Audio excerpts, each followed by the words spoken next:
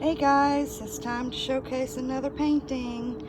Thought I'd take advantage of the little bit of sun that is still outside and brought my painting out. The sun is supposed to be going away for several days, I think, so I'm going to get this shot while I can.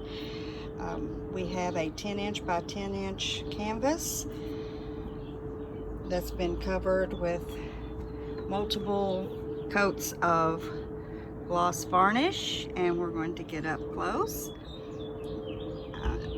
This reverse dip flower painting was created in another video on my channel. You can look and find that if you'd like.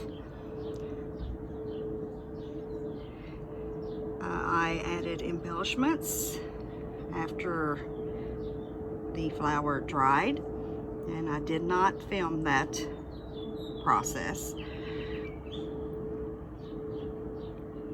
I think this one turned out really pretty.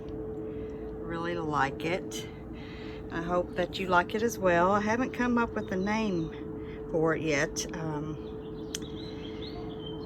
but as of now I'm thinking summer Splendor or something like that, maybe. If you've got a suggestion, feel free to put it down in the comments.